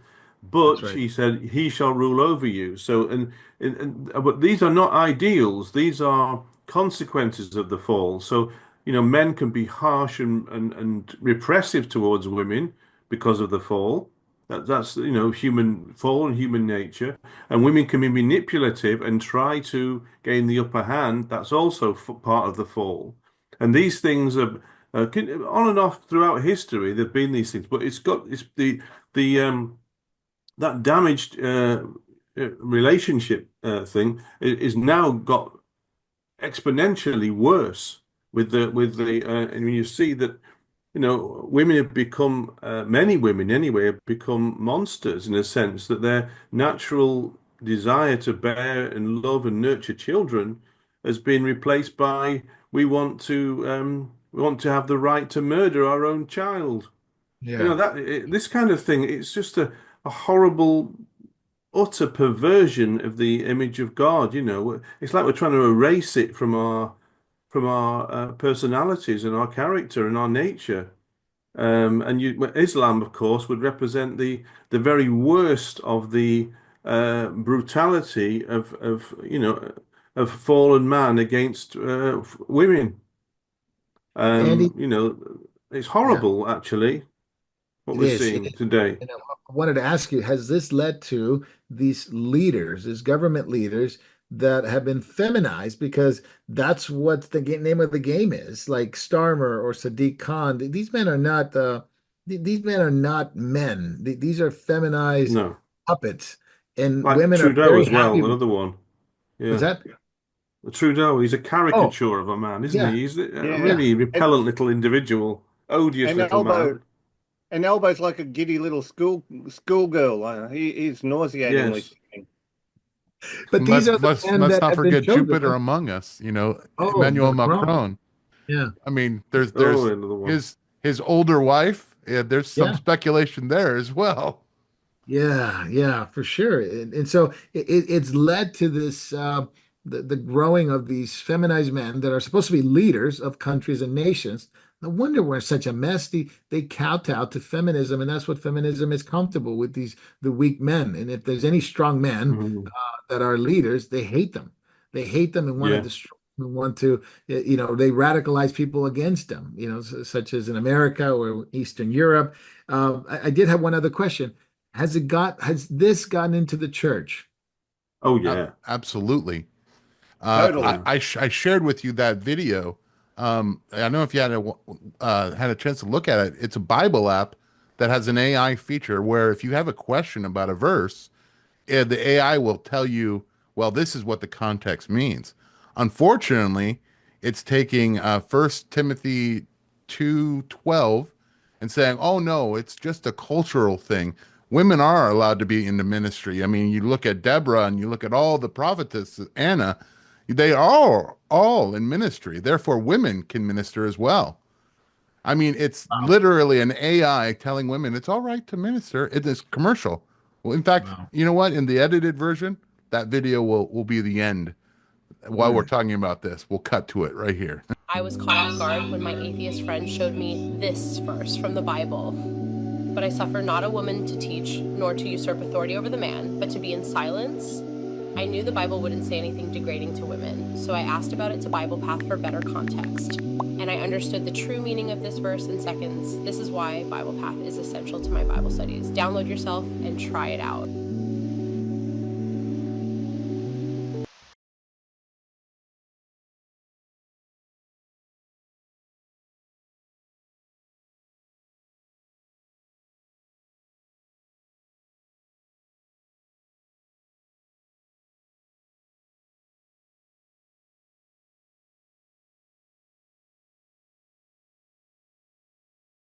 Yeah, yeah, Well, exactly. actually, one little qualifier there. I think, that when we're talking about ministry, we're meaning like pastorship and eldership, not, Correct. not that Correct. women don't have any part in, Yes. in serving the Lord or anything like that. No, But but there are this is, specific things in this age that they are excluded from yes, biblically. Yeah. that's, Yeah, I think what it was saying was, being pastors, being, elevated to the point where they're leading worship. yeah. Yes. And you It- always, go sorry, ahead. one of the common features that you find is a church that does that kind of thing that puts women in pastorship or eldership. Or sooner or later, there is compromises on other things. You'll find often Yes. going soft towards homosexuality and all the other things that go with that. That's right. It's Um, compromise after compromise after compromise until they end up in some kind yeah, of behavior. It's why we have so many, feminized pastors. This is what's comfortable in churchianity today. We need to have the Andy Stanleys. We need to have the what was the other guy you mentioned, Davey, that wears a cat suit sometimes. He Oh, wears oh gosh, I should remember that guy with the pink sweater, Matt Chandler. Yeah, you Matt look at all Chandler. these guys, and they look like, I'm sorry, I'm going to use the term soy boys for the lack of a better term. It's kind of like they look more effeminate, and these women who are getting behind the pulpit, look, I don't mean to be offensive, but look, most of them look like you know, the butch tough lesbian type with the crew cuts and the tats all over. Look at Nadia Boltz Weaver. Both. Weaver. Yeah. Wouldn't want to bump into her in a dark alley on a at night. She's And like I'm yeah, a like, she's like a yikes. biker. She's I like a can't, Yes. biker. yeah. Yeah. Yep. Davey, I can't believe you didn't bring up the original soy boy, Joel Osteen. You want to Oh, talk yeah. about Oh, an good grief. effeminate man? Woo! Yep. Oh boy. Yep. Time will come. And so, Yeah. so is it the vacancy of the godly man who looks at this and says, well, we're so beaten, trodden down, we're not even going to try anymore, and therefore leaves a vacuum. It leaves a vacuum. And then, of course, the feminism of the world pushes right into the church and it goes right into the same ideologies. You would be hard pressed to find any difference between the Yeah. feminism of the world and the feminism in the church. And we're not talking Yeah. about biblical roles that define biblical roles that are in scripture. To Andy's point, ministry for women, it's important. It's a big part of ministry, and great servants of the Lord have been women throughout church history. They have their roles, men have their roles, but when it becomes so convoluted now, and the waters are Yeah. so murky, and because men they vacated it, I would say, Andy, not many Yes. find any strong biblical godly men anymore. Marco, I Yeah, just but want to bring up this point really quick. The reason why you see the leaders in the church that you do is because no man is willing to be the suffering servant that was Christ. He's not willing to be hated. He's not willing to be, attacked and accused. He'd rather, cave in and be popular than actually being the suffering servant. That's what leadership is called to do. The shepherd is not the person who gets praise all the time. The shepherd is the person who gets the complaints, gets the ire of the people he's shepherding. And that's what is missing in most churches today, is the fact that men do not want to deal with trying to have a Christ-like life of suffering for the good of others, putting others above themselves. I think that nails it, Jay. People have forgotten the one another's in the Bible. It's kind of like, yeah, it's kind of like we don't serve ourselves. It's kind of like men need to take their role. We're all to die to self. We're all to, Right. consider one Yeah. another more important But than ourselves. I Think of think like Christ too. also to add to that, if you've got a church that is where the leadership is kind of not really very masculine, it doesn't attract masculine men either. You know, it doesn't set a good example. And men aren't interested masculine men are not interested in effeminate things in that way. So you end Yeah. up with a continuing generation, one after another, of feminized churches where the leadership just carries on in the same wimpy, wet, uh, Nancy boy way, you know. Nancy Bowie, for sure. I just want to remind everyone we hit a little bit past the hour mark. We're going to take questions on backstage with Andy, Jay, and Davey. And we want to welcome you if you're watching this later on. If you're watching this live, thank you for being with us. Catching up with Jacob. Jacob's at a conference tonight. Tonight, it's going to be tonight in Florida on the East Coast of the United States. So keep praying for him, and he'll be with us next week. I did the final two topics. One is the Australian censorship. I want to tackle that real quick, and then we want to move toward what happened with Hal Lindsey this week. And the Australian censorship, Davey, I'm going to go to you. U16 social media ban.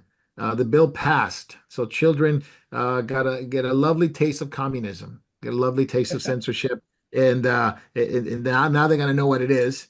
And there are some concerns of surveillance and trying to log in, and this is, I guess, one part of a social credit score that is being slowly implemented in Australia. But your comments on it would be great. Okay. Yeah. Well, this was a thing. The misinformation and disinformation bill got defeated, but we kind of knew that the fight wasn't over because uh, Anthony Albanese had at least three other bills that I was aware of, which were on the table to be pushed through, which would achieve the same ends. It was disgusting that he rammed this through in basically one day. He gave people one day to put in their submissions, uh, which was kind of good. There was over 30,000 submissions, which was kind of good to hear. But yeah, and this is the problem too.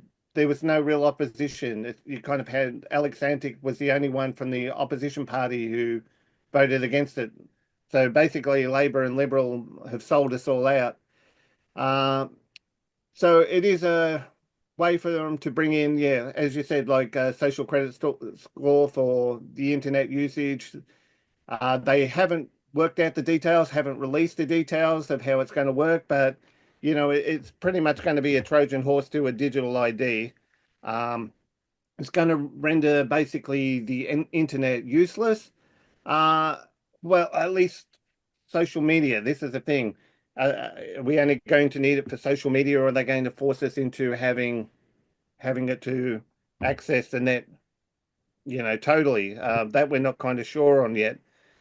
But um, in some ways, I wonder if it's a kind of like a little bit of a judgment from the Lord too, because when you look at even how Christians have handled social media, kind of like over the time, it's kind of like Christians haven't always behaved the best on social media. Instead of using it as a tool to help encourage one another, to evangelize, to share, to help build one another up. It's kind of like I've seen a lot of social media platforms where it's all that's been done, and I'm talking Christian platforms here, where they've just been used as a place to tear one another down instead of building one another up, or they've become people have become self-seeking, using it to boost their own ministries and all the rest of it with no regards to sort of anyone else.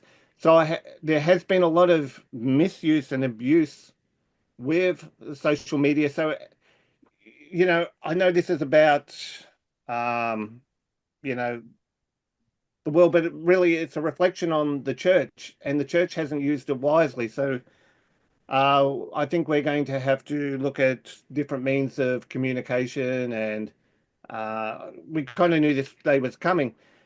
But the lies concerning this bill, it wasn't about protecting children. That's what, it Yeah. was all supposedly about protecting children, protecting children. But the kids are going to be able to still access Pornhub. They're still going to be able to access online gambling. Um, Gambling. and on it goes. It's kind of like it's not about protecting children. It's kind of like it's basically handing your children over so that they can be governed by the state, so that they get indoctrinated, that they're not taught thinking. This is the party line. You've got to believe it.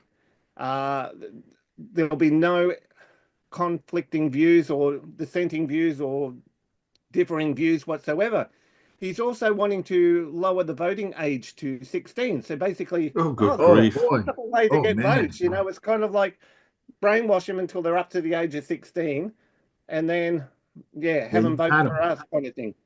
But Yeah. Elbow approval rating is in the toilet. But the thing is, we haven't got a strong opposition. The opposition sold us out too. It's only going to be the small independent ones now who are going to be able to help, or the international pressure from people like Elon Musk, and with Trump getting back in power, because it's going to have international ramifications. Now, Elbow met with Keir Starmer only a matter of weeks ago. They met at the G20, and they had a little bit of a powwow, and it's kind of like, who else is thinking about this? Is the other thing. He pushed through a record 30 bills the other day without Ooh. debate or anything like that.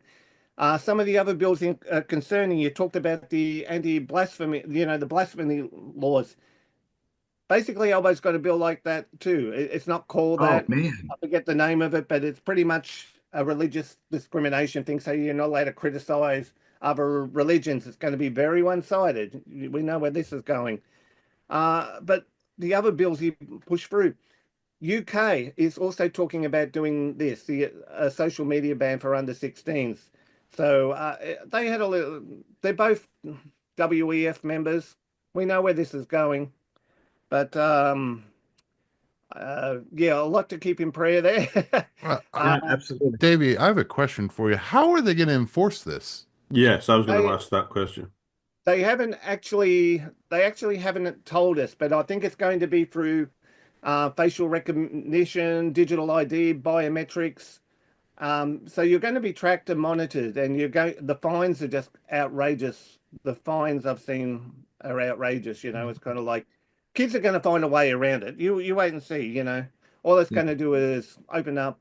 Uh, well, I don't want to say too much because I might Well, end up there myself. Yeah. Legal, as a What, illegal. what, follow-up question, let me ask this really quick.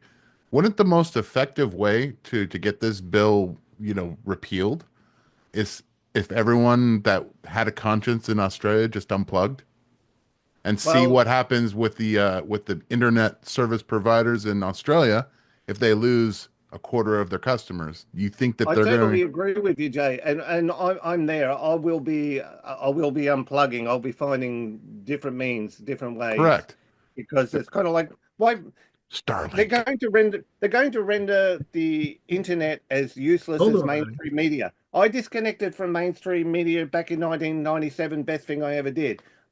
I'll be doing exactly the same thing when it comes to social media, and that it's kind of like, I mean, seriously, who can stomach who can stomach what they're turning out on mainstream media now, just to have your head no. pumped full of that online and to pay for it, to Yeah, pay services for it?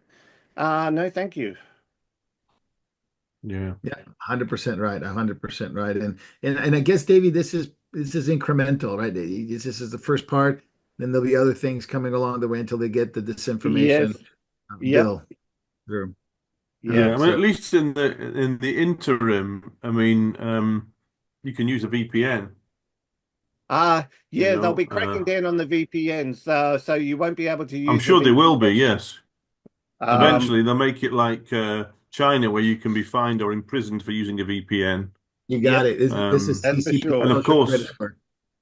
and if they're also able to monitor every transaction that you ever make financially, of course, they can find out who is using VPNs.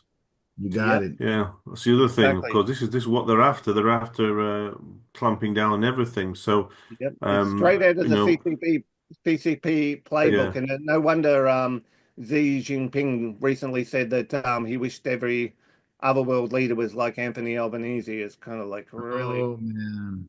yep. No thanks for that endorsement. No thanks for that endorsement. One final topic, Andy, I'm going to go to you. Hal Lindsey passed away, went to be with the Lord this week.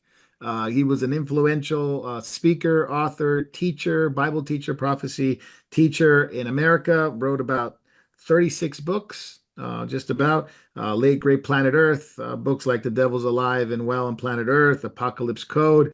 Very influential within the pre-tribulational dispensational movement. This is some of the quotes people are raving about his influence. This is from Joel Richardson. He scared a lot of the hell out of a lot of people, arguably in a good way. Andy Wood says that literacy legacy, massive impact on me. He says so much of my ministry today is pattern after things I learned from Hal Lindsey.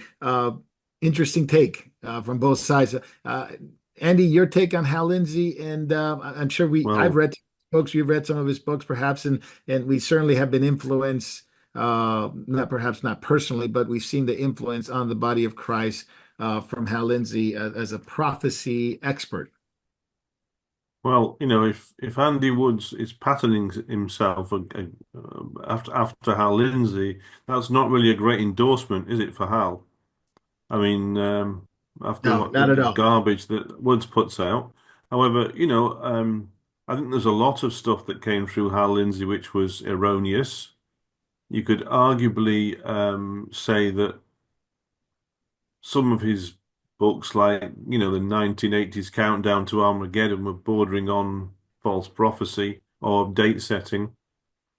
That's all the negative stuff there. But there is on one positive thing, I think, was that it did raise the awareness of the fact that you know, that Christ's return could happen in our generation. Of course, though with Lindsay, he believed it could have happened at any moment or something, because of course he was a pre-tribulationist, but it did have one positive benefit of raising that awareness that biblical prophecy is incredibly relevant. But I'm not sure that I would say that there was that much other positive things about um, his output, that it was very seriously flawed. And I think and the fact that it promoted pre-tribulationism so heavily, I think it's contributed to the plague of that noxious little doctrine that we have today. But, that's my Yeah, take. yeah, What I've it's seen worth. him Maybe speak. I'm biased. I've seen him speak. I've met him, when I was quite younger, a believer, and I always believe he was a much better gospel preacher in a sense. So he gave a Yes, maybe gospel. you should have stuck to that. Yeah. Yeah, at the end of his prophecy studies, he would give a gospel person. I thought those were excellent, and I know for a fact, Andy, that a lot of people got saved because of what you said, the awareness of like Yes. we are living, maybe toward the end of the age, and obviously in Hal Lindsey's view is like any moment now, but it gave people the understanding that this is serious stuff, the gospel message. You need to be Yeah. saved. And then he did preach, rather a clear gospel, and I thank them for that. But at the same time, he also, I should say, he also, and I think I applaud him for that, gave that understanding that in order to understand better prophecy, you need to look at what's going on in Israel. You need to see Israel as one of the Yes, there was that link too. Yes, he was not yeah, anti-Israel, which is good.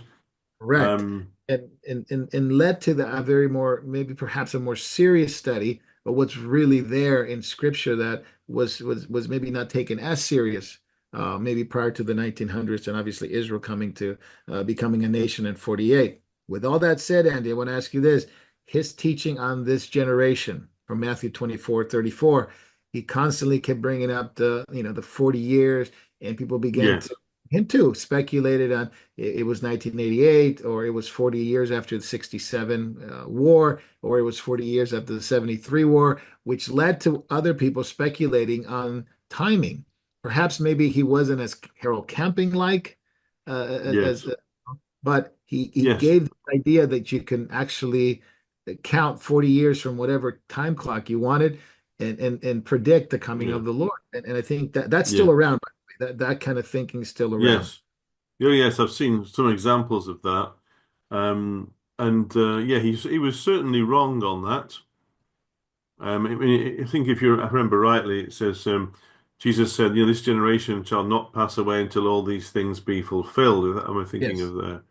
that's right. But I think Jesus would really actually, when you look at more the context, he appears to be speaking of the generation that would see those things mentioned in the Olivet Discourse, such as the abomination of desolation and etc., and the signs that in the heavens and all the Great Tribulation. In other words, the generation that would experience the Great Tribulation, that begins at the midpoint of Daniel's 70th week, would be the one that would see all these things would not pass away until all those things would be fulfilled. So I don't think it was, uh, I think Lindsay misinterpreted it, seriously misinterpreted it, and it led to a lot of problems. And within his material, I think that's just one of the things. I mean, when you think about it, actually, historically, which camp in the prophetic, futurist, premillennial camp is the one most associated with date setting? Yeah, yeah, absolutely. The Nearly pre-tribulation. always pre-tribs, right? But Yeah, I think it's linked a lot with the potty imminence doctrine and unbiblical things like that.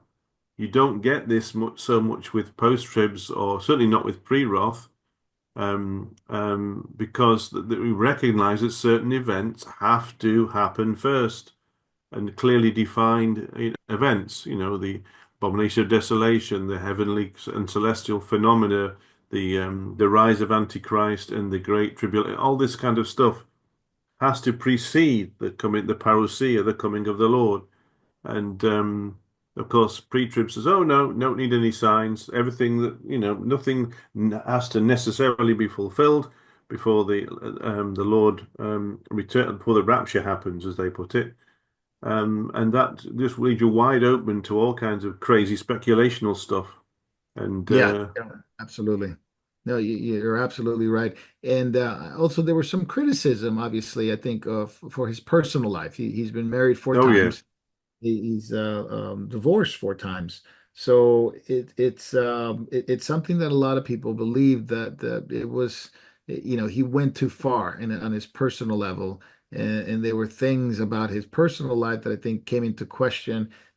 Obviously, as a teacher, as a Bible teacher, as somebody that needed to exemplify, more godly behavior, and so there was that. There was that. You couldn't hide it. You couldn't really, yeah, try to hide it, and because I think he was pretty open about it, and he justified it in some way or another. Now, I didn't know him personally. I couldn't say anything about that on a personal level, but I do know that that was a criticism of his personal life.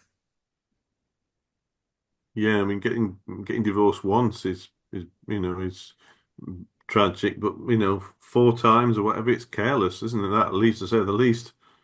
There must be this. There was obviously some issue there within his character that led to that. I think that would have definitely disqualified him from certainly from eldership or pastorship or anything like that. Unless Yeah, unless of course there actually was no fault in that his wife had just left him, or because she'd apostatized or something, or been unfaithful. Then that's one thing. But I mean, I don't think that was the case, was it, with all of these? it I think there doesn't seem was to be other the things case in going a on. few of them. Yeah, it doesn't seem to get a case on a few of them. So there was definitely some loose interpretations there in terms of Mm, divorce. And so he's got a legacy. I would say, Andy, that there's some good, and there's a legacy that it really confused a lot of people, really led to a lot of error. yes. Unfortunately, you see some of those errors today, and obviously his personal life. So, but between that now he stands before the Lord, and that's the only thing we could say. And now you got to deal with all the other false things that are permeating within, Yeah. especially eschatology, right? The specialized eschatology, some of these experts that are coming along the way and saying this is it or this is it, and it's led to a lot of confusion within the body of Christ for sure. Not only the NAR movement, but the Tikkun, the messianic version of it in Israel. And many prophecies about Trump and the second term of Trump is all prophesied and all these things. So Oh, I mean, it's Sean Bowles prophesied that, I think, didn't he? I yeah, think it he was did. Bowles that said that, yeah. Amongst other things, National that other false national prophet. prophecies, yeah. Yeah, national Yes, prophet. yes, yes. Extolled by Sean Bowles, extolled by Ron Cantor, who was the former, he's one of the leaders, the senior leaders of the Tikkun Apostolic Network over here.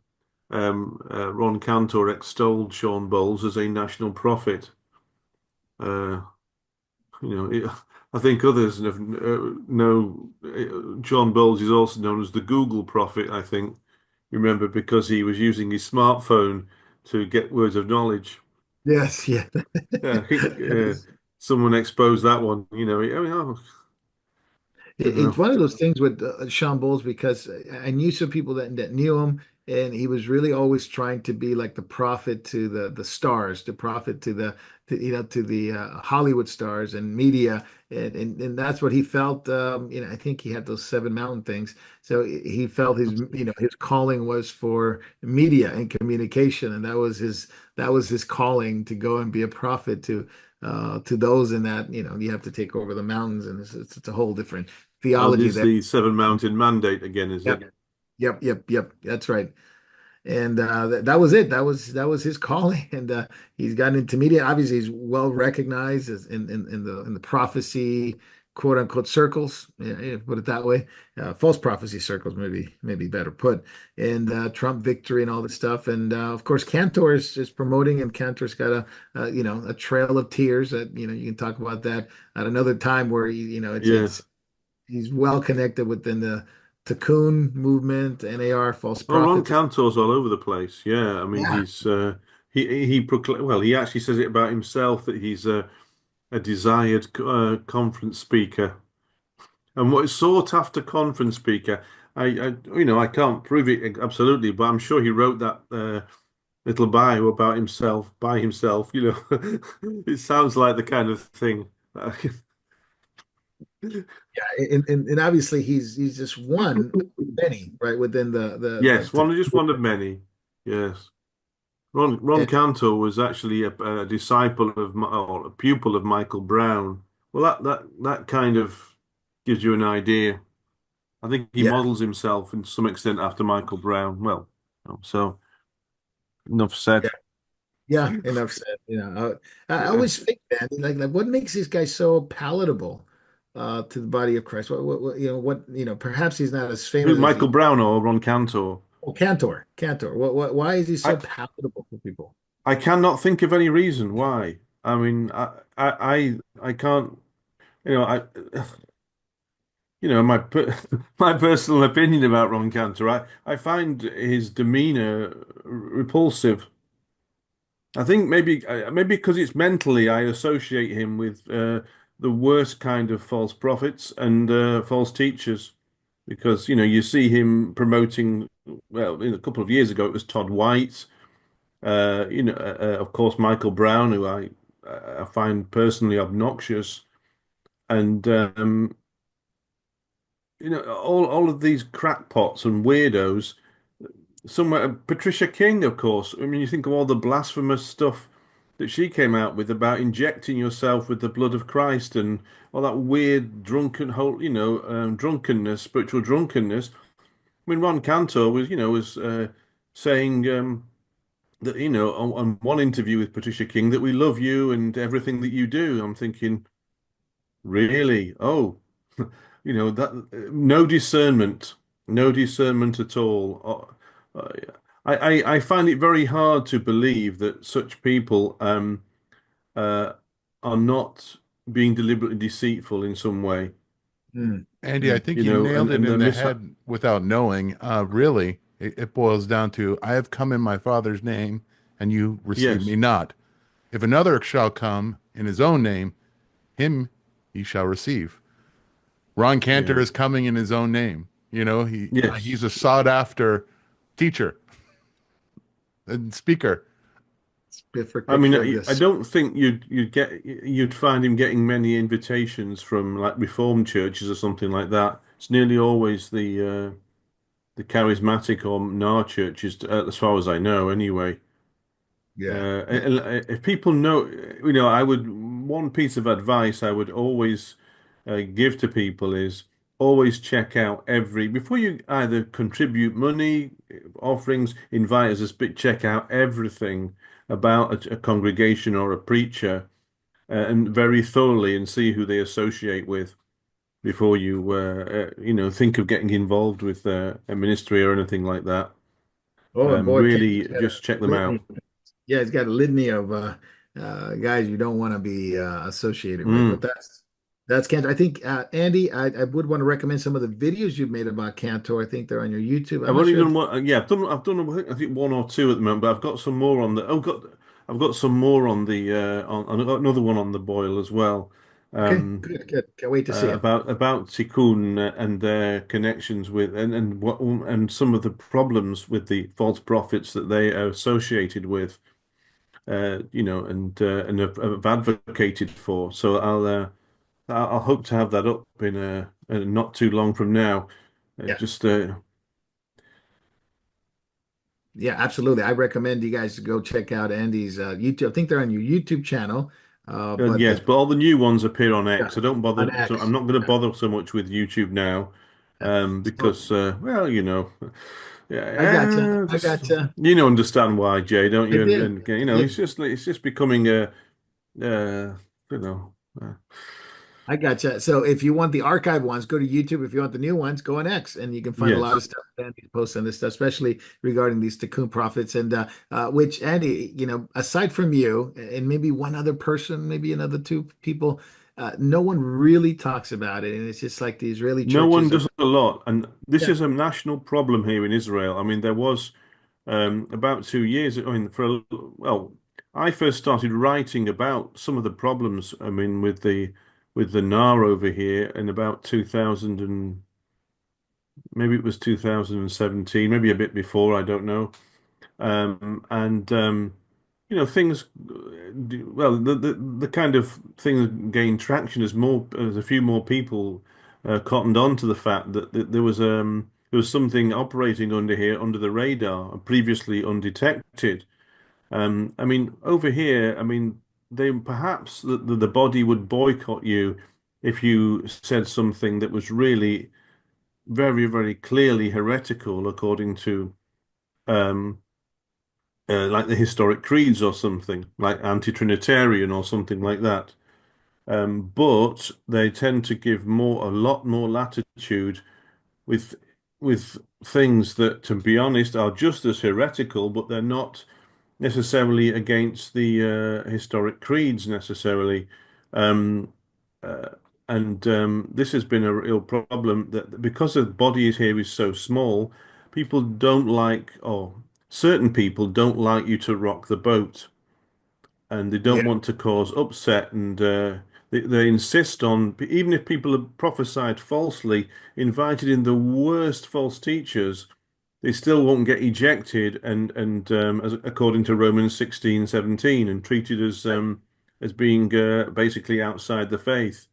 So that Yeah. in other words, Tikkun and their associates over here, because there's a lot of NAR over here, Tikkun aren't the only ones, are still allowed to participate in communal events and things like that. Incredible. And there was it's really bad. I mean, and it's left some of the sounder believers quite discouraged that these Mm, people are allowed to carry on and be treated as valid members of the body when they're obviously false apostles. They've made false prophecies. They're teaching outrageously ridiculous NAR doctrines, and they're not really getting openly reproved. mm. It's disgusting. It's a national scandal, actually, No, you're right. because even some sound pastors won't say anything, not publicly anyway. I experienced that when I was with you there, and we Yeah, we couldn't imagine why some of these guys would not, these good pastors and teachers would not take a stand, and the very few were yeah, outcast. The very few that did were actually yeah, outcast, and that's a yes. terrible thing right there. That's an It's absolute, a national sin actually of the body here. It yeah, really is. It's wicked and it's sinful, and it should have. I mean, the reason why these crackpot groups, have got such power is because no one has really stood up to them and amen. exposed them, and people don't like doctrinal things over here. A lot of the many individual congregants, they're not always very doctrinally literate. It's a Yeah, problem. That's another problem, of course. that is another Yeah. problem. Well, Not just we with thank the Lord Israel. for you. Yeah, I know, I know. We're a microcosm of all the bad Microcosm. things everywhere else sometimes. I think, you know, Yeah, but we thank the Lord uh, for you, Andy. We thank the Lord for you. We thank you for taking the stand, and obviously for well, for Moria. what little things I've done, yeah. Yeah. But I mean, I think I think I mean, I've dealt with more with the English speaking side of things, but there are some others who've dealt with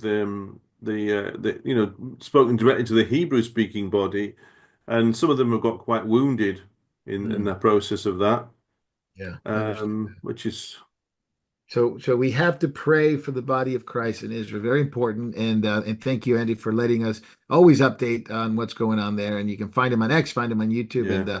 those are important articles on Memorial newsletter. So keep an eye on those things. And Andy, thank you so much for letting us Yes. know. We're going to go to backstage. We got some questions for you. So if you can Oh, hit, are we not gone backstage yet? not yet, not Goodness, yet. So much good fun we have grief. here. And we have to go to the backstage. It's not that many questions, I don't think, but we'll go to backstage real quick. So catch Andy on backstage. We won't be on YouTube, we won't be on Facebook Live, but we'll be on the other platforms. Rumble, you can ask the questions there, and we'll put Andy, I guess Andy under a hot seat for a minute or two. And if you Oh don't mind, no.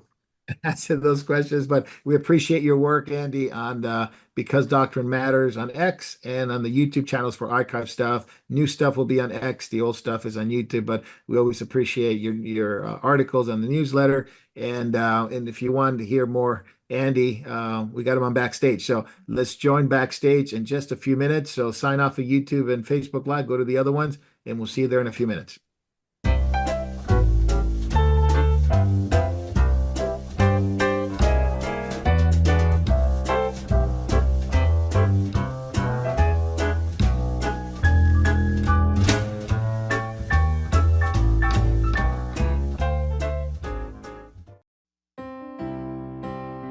Hello, and thank you for watching Moriel TV.